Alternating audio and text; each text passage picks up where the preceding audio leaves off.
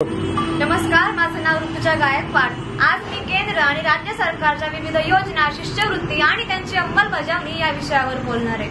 आज आपण म्हणतो सरकारच्या अनेक योजना आणि अनेक शिष्यवृत्ती आहेत, मग त्यातली तीच योजना म्हणजे नेमकं काय, जी फक्त कागदावर योजली जाते, लिहिली जाते, ती असते का योजना?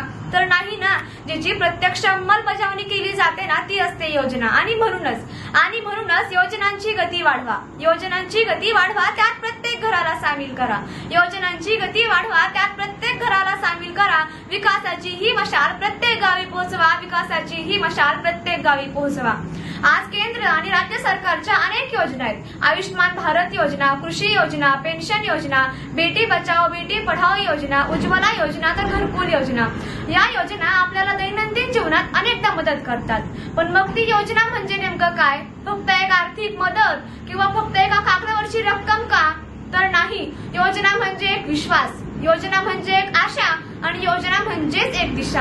आज आयुष्मान भारतमुळे एका गरीब मुलाला त्याच्या आईची शस्त्रक्रिया करता आली, तर कायम दुरात राहणाऱ्या त्या बाईसाठी उज्ज्वला योजना ही तिच्या उदरवयाचा सहारा बनली। आज आपण बघतो, आज एका सर्वसामान्याचं एकच स्वप्न असतं, एकच स्वप्न की आपल्या हक्काचं एक घर बांधावं आणि त्यात आपल्या स्वप्नांना साकार होताना पाहावं। आणि ते स्वप्न आता पूर्ण झालं। घरकुल योजनेअंतर्गत आपल्या सरकारने आपल्याला आपल्या हक्काचं एक घर दिलं। अजून काय हवंय? पण हे झालं योजनेचं। आपल्या शिक्षणाचं काय? आज आपण सगळीकडे सांगतो ना, आपण म्हणतो की शिक्षण आमच्या देशाचा हा पाया आहे। मग तोच देशाचा पाया जर आर्थिक अडचणीमुळे थांबत असेल, तर तोच आपल्या देशाचा पाया ढासळणार नाही का? आज आपल्याला या आर्थिक अडचणीमध्ये एकच गोष्ट मदत करते आणि ती म्हणजे शिष्यवृत्ती। आता पुन्हा प्रश्न येतो, शिष्यवृत्ती म्हणजे काय? फक्त एका कागदावरची रक्कम आणि फक्त आर्थिक मदत का?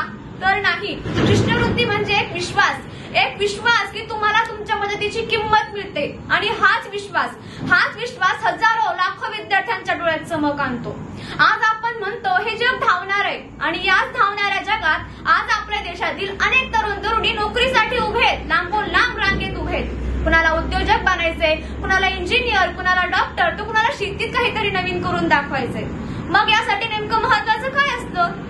फक्त यश, जिद्द, चिकाटी, मेहनत आणि आत्मविश्वास, फक्त एवढंच का? नाही ना, यासाठी आम्हाला हवी एक आशा, यासाठी आम्हाला हवी एक मदत आणि यासाठी आम्हाला हवी एक संधी। पण मग हीच संधी, हीच आशा आणि हीच मदत आम्हाला मिळेल कुठून? हे मिळेल आम्हाला राज्य आणि केंद्र सरकारच्या विविध योजना आणि शिष्यवृत्तींमधून।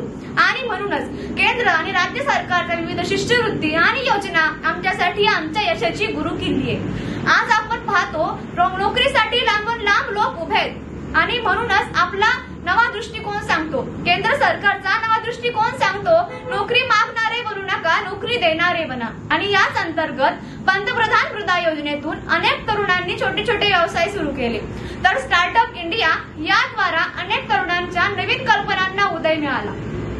पण अजूनही या परिस्थितीतही अनेक तरुणांचे, अनेक विद्यार्थ्यांचे स्वप्न हे आर्थिक अडचणीमुळे थांबले जातात। आणि म्हणूनच पैशांच्या अडचणीमुळे स्वप्नांना जाई तडा, पैशांच्या अडचणीमुळे स्वप्नांना जाई तडा। योजना येता घरी उजळली प्रत्येक घराची कडा, योजना येता घरी उजळली प्रत्येक घराची कडा। आज शिक्षणाचा वापर करून अनेक विद्यार्थी मोठे झाले, शिक्षणाचे दार आता सर्वांसाठी खुले झाले, शिक्षणाचे दार आता सर्वांसाठी खुले झाले। शिष्यवृत्तीच्या मदतीने अनेक विद्यार्थी मोठे झाले, शिष्यवृत्तीच्या मदतीने अनेक विद्यार्थी मोठे झाले। आपलं केंद्र सरकार आणि राज्य सरकार हे सर्वसामान्य जनतेचं आहे आणि म्हणून त्यांना कळतंय आपल्या विद्यार्थ्यांची, आपल्या तरुण तरुणींची नजर आणि आपल्या विद्यार्थ्यांची, तरुण तरुणींची ढाल ही कुठपर्यंत आहे। आणि म्हणूनच त्यांचा दृष्टिकोन हा फक्त महाराष्ट्र आणि भारत इतका पुरता मर्यादित नसून तो परदेशातलाही आहे हे त्यांना कळालं। आणि म्हणूनच भारतरत्न डॉक्टर बाबासाहेब आंबेडकर परदेशी शिक्षण शिष्यवृत्ती व योजना या अंतर्गत विद्यार्थ्यांना परदेशात जाऊन शिकता येते। अजून काय हवंय ना आपल्याला? आणि म्हणूनच भविष्याचे बांधकाम करूया, भविष्याचे बांधकाम करूया, प्रगतीचा मार्ग निवडूया। भविष्याचे बांधकाम करूया, प्रगतीचा मार्ग निवडूया। शिष्यवृत्ती आणि योजनांचा वापर करूया, शिष्यवृत्ती आणि योजनांचा वापर करूया। भारताला एक शक्तिशाली राष्ट्र बनवूया, भारताला एक शक्तिशाली राष्ट्र बनवूया। धन्यवाद।